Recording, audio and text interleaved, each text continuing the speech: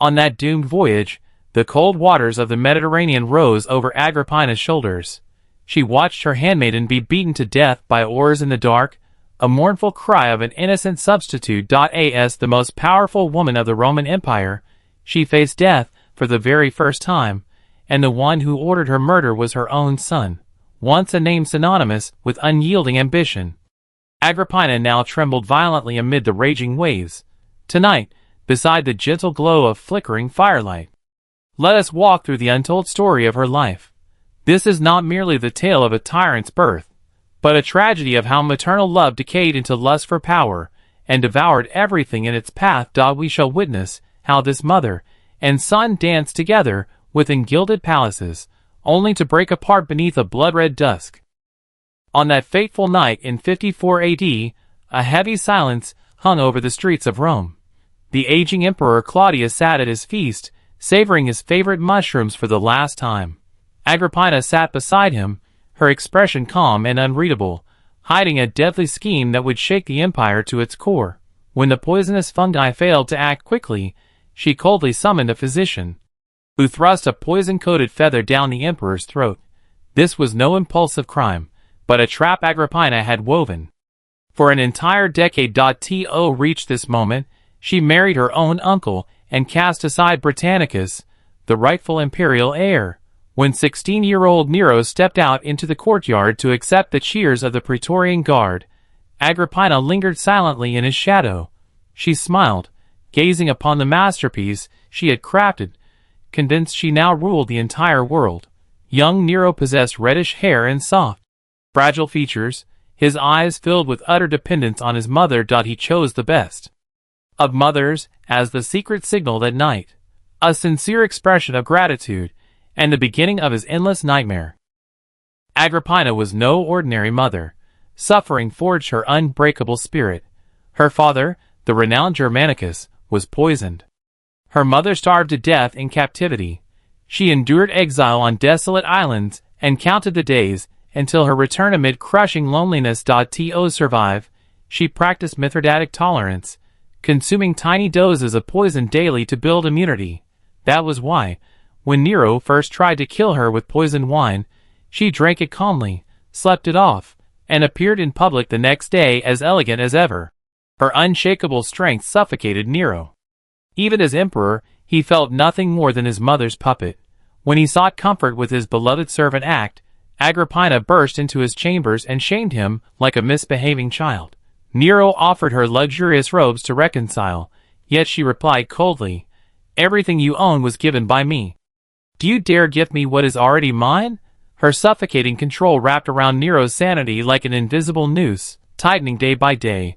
Power severed their maternal bond and became their only wager, one where victory meant survival and defeat meant death. Nero's hunger for power soon overpowered his reverence for blood and at a royal banquet.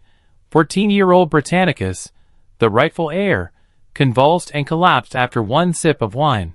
Seated across the room, Nero spoke with chilling indifference, claiming the boy suffered only an epileptic fit. From her seat, Agrippina watched in horror, not from sorrow, but from the dreadful realization of her son's cruelty. She had taught him the ruthless rules of power, yet never imagined he would turn those lessons against his teacher. Nero struck without hesitation. He dismissed her personal guard and barred her from public halls. He hired thugs to harass her villa at night, hurling insults and branding her the mother of a murderess to break her spirit. Still, Agrippina refused to crumble. She sealed her doors, composed herself in darkness, and never showed weakness. Her silent resistance made Nero certain, as long as she lived, he would never be free. Thus began his absurd, elaborate shipwreck plot. Under the pretense of reconciliation, he invited her to Baiae. In March of 59 AD, the Mediterranean sky blazed with brilliant stars. On the shore, Nero kissed his mother's eyes with feigned tenderness. "I have missed you," he whispered. "I wish to reconcile. This illuminated galley is my gift to you." For a fleeting moment, Agrippina wavered. Deep down, she still longed for her son's acceptance. Mid-voyage, the vessel shattered as planned, heavy lead slabs crashing down upon her sleeping quarters. By fate's mercy, A tilted couch shielded her. She plunged into the dark sea and swam silently toward the shore. Amid the frigid waves, she heard the screams of her attendants and the brutal strikes of soldiers' oars. In that instant, she understood the truth. Every tender word had been a staircase leading to her grave. Bearing a searing wound on her shoulder, she swam half a mile through bitter waters and returned safely to her villa. She shed no tears.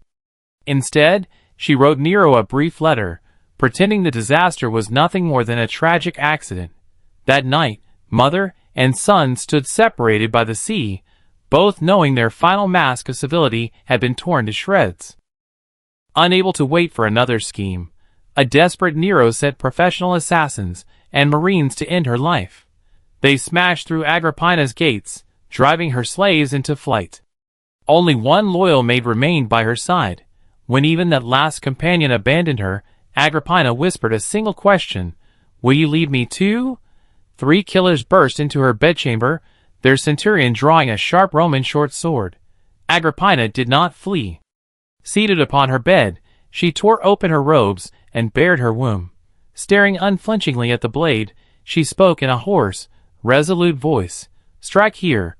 Dozens of wounds felled the most powerful woman in Rome, and she breathed her last in a pool of her own blood.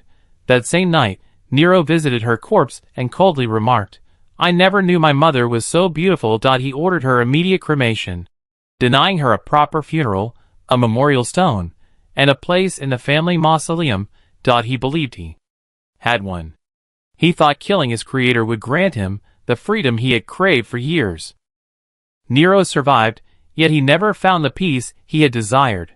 For 9 long years, he woke screaming from nightmares, haunted by the ghost of his mother soaked in seawater and blood. He surrendered to reckless debauchery, burned half of Rome, built his opulent golden palace, and even portrayed Orestes, the matricidal figure, in theatrical performances. He eliminated everyone around him, his wives, his mentor Seneca, and anyone who reminded him of his past. In 68 AD, as rebel armies closed in, Nero ended his own life in a desolate countryside villa. In his final moments, he clutched a small semi-precious stone carving of Agrippina's face. He had spent his entire life struggling to escape her shadow, yet only in death did he realize she was the only one who had ever truly made him who he was. The miniature carving rested against his chest, reduced to ashes alongside his body in the flames. The game of power reached its bitter end. Only the dying firelight lingered, fading away this tangled, sorrowful tragedy. May this quiet tale cradle you into a peaceful, untroubled dream. Good night.